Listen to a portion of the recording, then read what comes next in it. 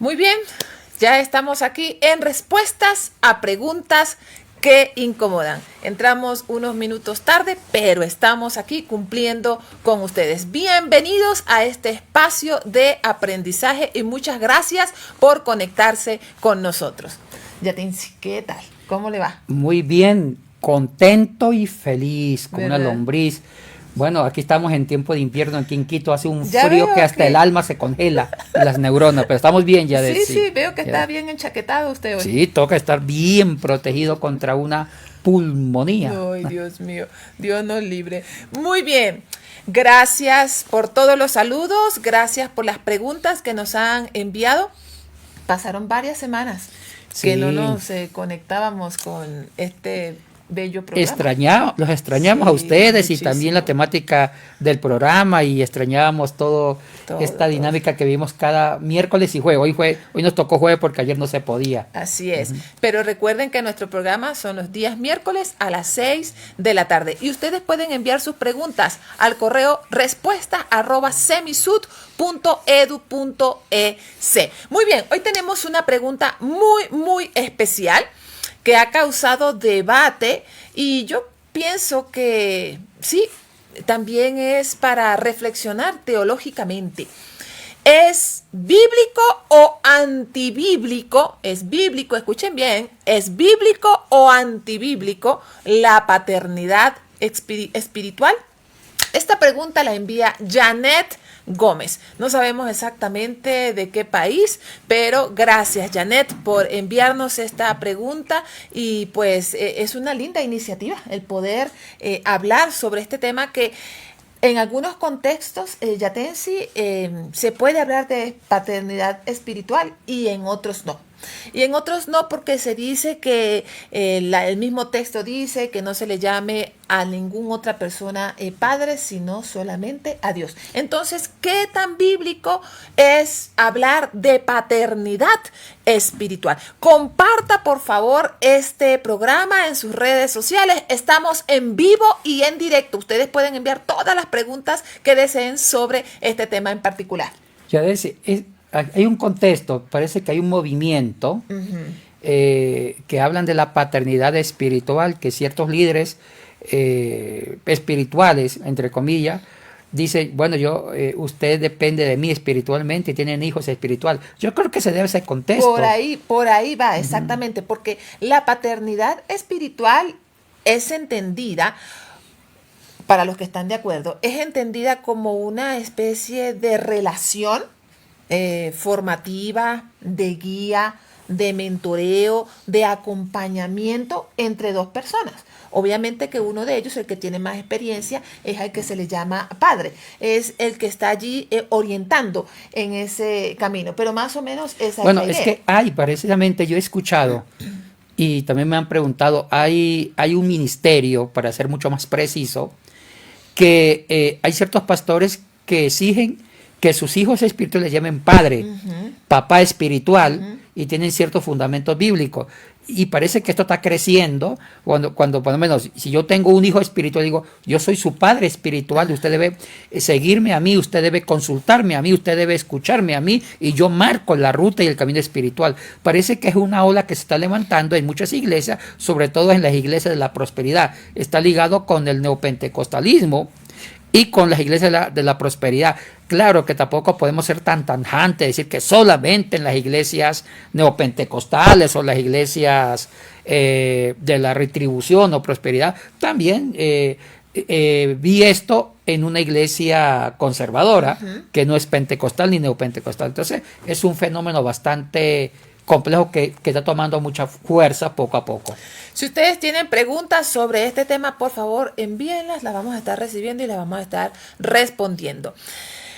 ¿Cómo se entiende la palabra padre desde los idiomas bíblicos? Hebreo, arameo, griego. Bueno, sí hay un fundamento bíblico desde la experiencia de Jesús en relación a su Padre, Ajá, Dios. sí. Jesús le llamó a Dios no como Dios, nunca le llamó Dios, sino Abba, Padre, papacito querido. Y hay un contexto, sí, en Jesús, y vayamos más al fondo. Los judíos sí reconocieron una paternidad de Jehová para ellos, en base a 3 líneas. Primero, ellos vivían la experiencia de que Dios era su padre cuando Abraham fue apartado por Dios para que naciera el pueblo judío. Entonces, la elección del pueblo, la formación del pueblo es una forma de paternidad espiritual. Número 2, la liberación de Egipto. El hecho de que Dios los liberó de la esclavitud es otra forma que el pueblo judío sentía la paternidad de Dios. Y número 3, a través de la ley, porque la ley era una expresión de protección de lo que ellos habían luchado por la liberación, tenían que cuidar esa libertad a través de leyes justas. Entonces, en esas 3 líneas de la elección, de la salvación en el Éxodo y del Sinaí, ellos sentían la protección divina y llamaban a Dios como Padre. Pero aquí viene el distintivo. Nunca llamaron a Dios Abba. El término Abba en el arameo y también en el hebreo era solamente para un padre terrenal o para un rabino maestro, no para Dios. Habían inventado una palabra especial para decirle a Dios Padre, era Abí. Abí era Padre Celestial. Entonces, En el Antiguo Testamento. En el Antiguo Testamento. Entonces, Jesús para los judíos debió decirle a Dios Abí. Pero no, le dijo Abba. Entonces parece que esa forma de llamarle Abba, que significa papacito querido, es una forma de estrechar. En los evangelios. Un vínculo de unidad. Entonces, en el Antiguo Testamento era Abí, pero en los evangelios Cristo siempre rompe estructuras, rompió esa estructura, le llama a Dios Abba para sentir tú eres mi papacito querido. Entonces, eso puede ser un argumento, pero también hay que ver la diferencia, que eso lo dijo Jesucristo. Claro. Pero también hay otro tema, que Jesús nos enseña a orar con el Padre Nuestro, y también en el Padre Nuestro, que va a ser la oración de los fieles, la oración que heredamos también le llama Abba, y enseña que nosotros reconozcamos la paternidad espiritual a Dios con el mismo término que Jesús usó, Abba. Ese es un fundamento, pero hay otro ya de sí. Hay otro que es el que más usan para fundamentar esto. Tengan la bondad. Primera de Corinto, capítulo 4. Lo tengo ya señaladito sí. por acá.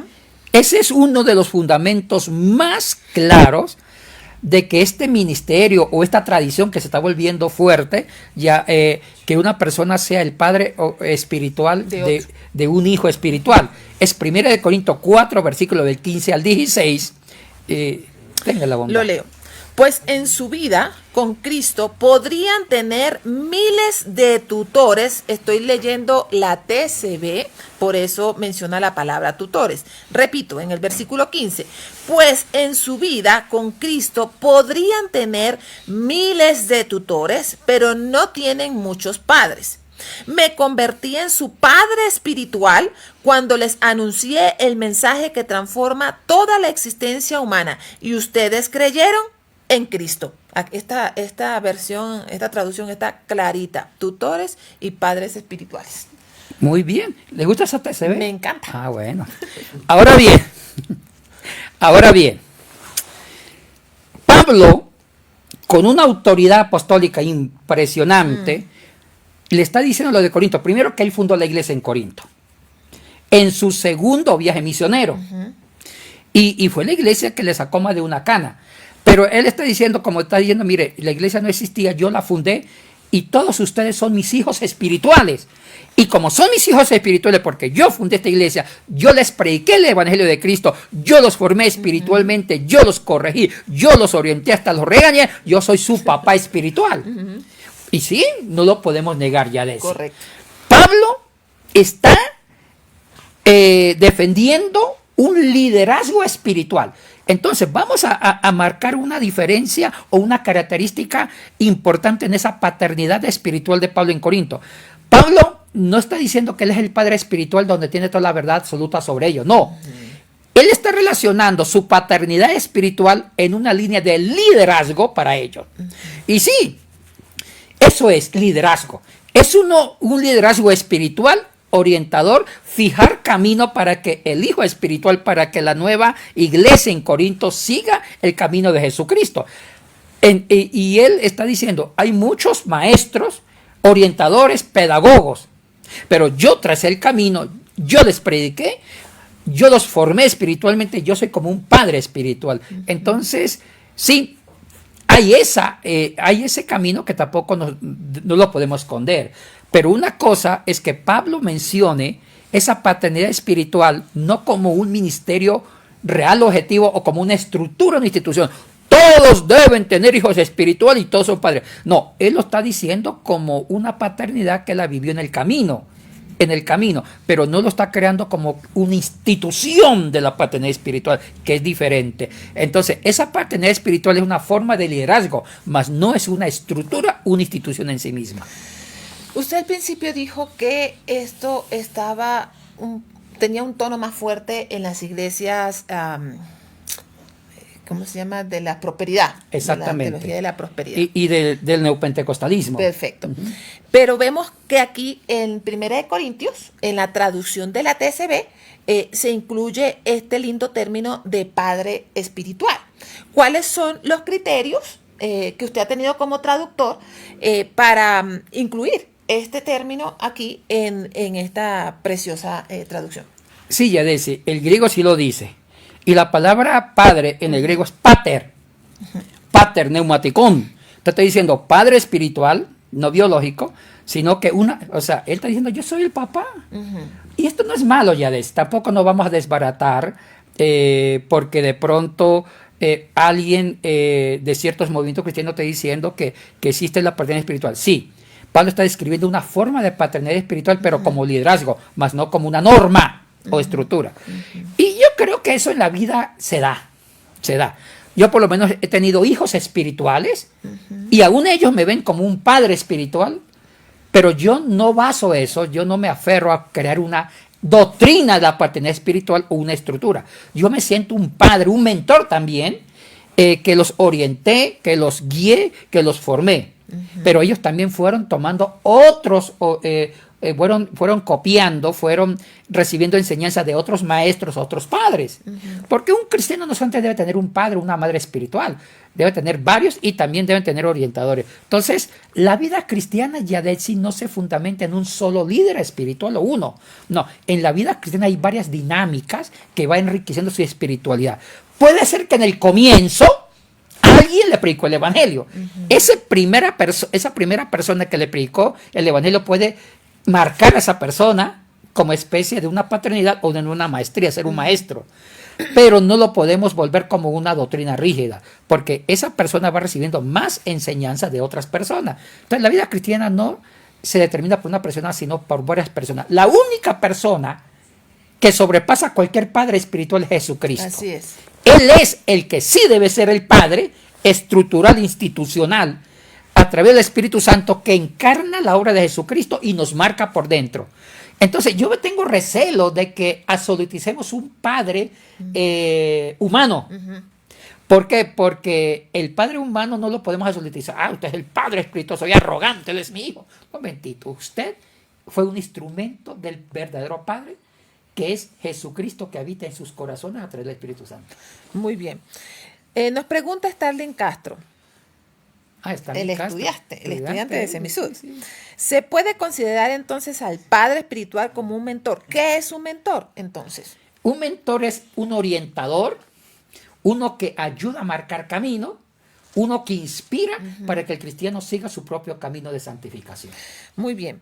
Nos pregunta Wilder Ventura. Doctor Yatensi,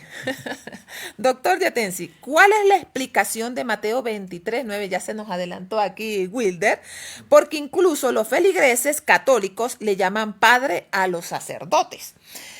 Leamos qué nos dice Mateo 23:9, que también lo tenía por acá Wilder.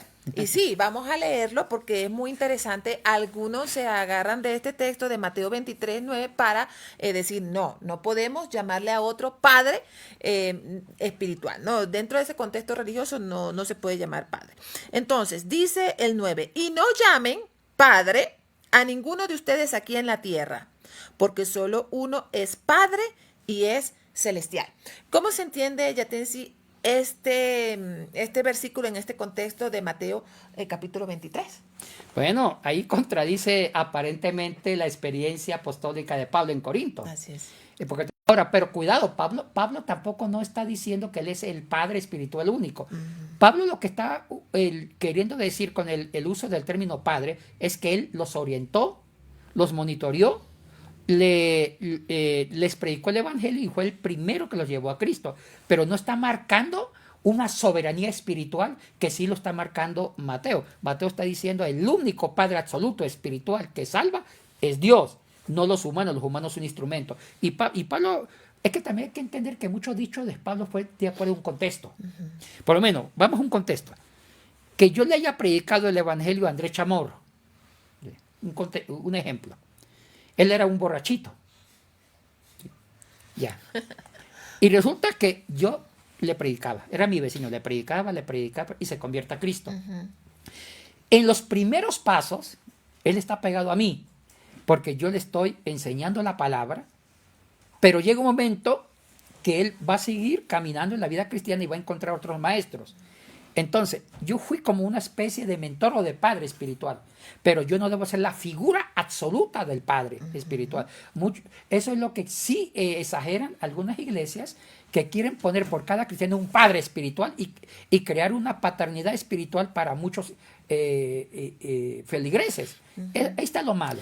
Pero en el contexto de Mateo 23, estoy eso es escatológico. Sí, sí, correcto, porque y también está aquí el tema de que Jesús está denunciando a los fariseos y a los maestros de la ley, porque en el 5 dice, ellos hacen obras con el objetivo de ser vistos por las personas, porque amarran en sus brazos y en su frente pedazos de pergamino, En el 8 dice, y aman estar en los mejores puestos, en los banquetes y sentarse en las primeras sillas de la sinagoga. En el 7 dice, les encanta recibir elogios en las plazas y ser llamados maestros por las personas. En el 8, pero ustedes no permitan que nadie les llame maestros, porque solo uno es el maestro de ustedes, y entre ustedes todos son sus hermanos. Y ahí recién entra el 9, y no llamen padre a ninguno de ustedes aquí en la tierra, porque solo uno es padre y es celestial. Y luego el 10, ni permitan que los llamen líderes, pues solamente uno es el líder de ustedes, el Mesías. Me parece que aquí es un contexto. Es un contexto apologético en contra de los falsos maestros. Exacto. Y es una crítica directa a los fariseos, porque los fariseos, como eran arrogantes, querían tener una paternidad espiritual, también tener el título de maestro y de líder. Entonces Jesús dije, no, un momento, le está quitando autoridad a ellos. Ellos no son ni padres, ni maestros, ni líderes. Entonces sí, no podemos sacar un texto fuera de contexto por un pretexto. Ahora, en cambio, en el contexto de Pablo diferente. En Corinto. Sí, en Corinto, porque ahí no habían fariseos. Entonces él está marcando una paternidad en el sentido inmediata, mediática, y no es duradera, es rápida, porque él se va a ir de Corinto y van a tener otros maestros. Entonces, vuelvo a insistir, la paternidad espiritual no es algo que debe ser fijo, estructural, institucional. Es algo mediático cuando una persona inicia a guiar a otro en la vida espiritual. Y tampoco es negativo, porque no es negativo. Es una relación de formación, de guía, y eso es importante. Y es una realidad espiritual. Exacto. Es una realidad espiritual. En la Biblia tenemos varias de estas relaciones, ¿no? En el Antiguo Testamento y también en el Nuevo Testamento, y hay cosas positivas de estas relaciones en las dos secciones bíblicas. Ahora, ¿cuál es la diferencia para usted? ¿Cuál es la diferencia entre un padre espiritual y la autoridad espiritual? Bueno, el padre espiritual, bien trabajado, es también un líder. No están divorciados. Definamos la autoridad, exousia. La autoridad en la Biblia, bueno, vamos al modelo del único líder, que para mí es un modelo, Jesucristo. La autoridad no se exige, se inspira. inspira. Uy, qué lindo, a través del servicio. Uy, marcamos una característica vital, Yadet, sí, en la paternidad espiritual. Y lo voy a trasladar a la paternidad espiritual. Si yo soy padre espiritual por arrogancia, por acumular, porque, cuidado, voy a criticar muy finamente. Hay pastores que no son pastores, son lobos, con todo respeto. Hay pseudopastores que le crece la iglesia, pero es como una empresa. Tener una gran cantidad de gente para que diezme y vivir de ahí, y se vuelven ricos con la fe. Entonces ellos usan tácticas para aumentar la membresía. Y una táctica puede ser la teología, bueno, no la teología, la estructura de la paternidad espiritual. Si yo soy padre espiritual, eso hace que funcione para 500,000 personas, y bajo el título de padre espiritual tengo 1,000 personas ahí que van a llamar. Cuidado. Pero, ¿sabe cuándo la paternidad espiritual es transparente y limpia? Cuando la paternidad espiritual se fundamenta en la autoridad del servicio. Antes de ir hasta allá, en la autoridad de servicio, hagamos una pausa aquí. Estamos en nuestro programa Respuestas a Preguntas que Incomodan. Muchas gracias por las preguntas que nos están enviando. Yo sé que están allí conectados. Gracias por los saludos también que estamos recibiendo aquí en Facebook, también en el YouTube. Ustedes son realmente gente muy, muy linda. Estamos aprendiendo sobre la paternidad espiritual. ¿Es bíblico? ¿Es antibíblico? Hasta ahora vamos entendiendo que sí es bíblico según Primera de Corintios y este modelo de Jesús y también de Pablo. Ahora sí, el servicio como una característica de la paternidad espiritual. Sí. Y de la autoridad también. Sí, entonces, a veces no es tanto el nombre. Yo con mis años he aprendido que no podemos absolutizar términos. Paternidad espiritual, en contra o a favor. No. Más que el término, veamos la dinámica, la sintaxis del término y el funcionamiento del término en la práctica. Así es. Entonces voy a poner dos contextos. Pablo le dice a los de Corinto: yo soy su padre espiritual, yo los formé. Es cierto, él abrió la iglesia. Pero ¿cómo fundamentó Pablo su paternidad espiritual? En el servicio. Se sacrificó al estilo de Jesús por ellos. ¿Cuántas noches sin dormir predicando? Recibiendo persecuciones, juicios, fue calumniado, apedreado, y se encarnó con el amor en ello. En esa dinámica, y también le sirvió. Entonces, Pablo inspiró autoridad al estilo de Jesús. Al inspirar autoridad, se fue convirtiendo en un modelo espiritual. Porque más adelante dice: imítenme también a mí. Así es. Entonces, él se ganó la paternidad espiritual no para reemplazar a Cristo, sino como un maestro, un orientador, que se ganó la autoridad en el fundamento del servicio, más no pateando, más no regañando, ni tampoco dominando, ni imponiendo. Oiga, qué interesante esto. Ahora, es distinto cuando una persona usa a las personas, los explota a las personas de diferente manera para enriquecer su persona con un concepto de paternidad espiritual. Me pagan, contribuyan, respétenme, se callan, no piensen, yo pienso, tú no sirves, yo sí sirvo. Eso en el fondo es lo que yo estoy criticando. Entonces, no absoluticemos la palabra de paternidad. Si alguien se sacrifica por su iglesia, por sus ovejas, muere por esa oveja que le predicó la palabra, y no le exige que le digan padre espiritual, sino que lo demuestre en el ejercicio del servicio, porque el servicio da autoridad, porque el servicio es sacrificio, empatía. Se sacrifica por esa persona, le sirve, se está ganando la autoridad, está inspirando autoridad, y automáticamente se convierte en un modelo espiritual. Así es. O sea, padre o líder. Entonces, no es tanto el término en sí, es la dinámica del término, el funcionamiento del término. Perfecto. Además de Pablo, Jesús, usted había dicho que honró a Dios como su padre. Pero también vemos que Jesús, se podría decir que fue un padre espiritual, en este caso, en su contexto inmediato para los discípulos. ¿Y sabe cómo se ganó ese derecho?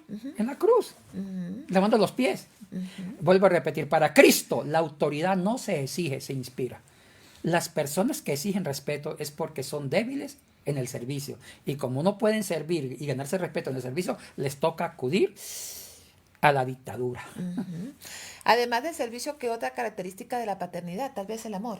que está muy unido al hija, servicio. el amor ágape, dejar de ser yo para que el otro sea, que el amor sacrificial, ese es la esencia misma del servicio. Sí, porque un padre, ¿qué es lo que hace? Se sacrifica. ¿Sí o no? Claro. En resumen, en conclusión, Yatensi, ¿qué podríamos decir respondiendo a esa pregunta que nos mandaron Janet, que nos envió Janet? ¿Es bíblico o es antibíblico la paternidad espiritual? Y le respondo, no saquemos un texto fuera de contexto por un pretexto. Aparentemente entre Mateo 23 y 9. 1 Corintios 4 se contradicen, no se contradicen, son los contextos. Pablo se sacrificó por los de Corinto, se incomodó, los amó sacrificialmente y se ganó el derecho de ser respetado y admirado porque el servicio les inspiró a los de Corinto y él alega por una paternidad bien ganada.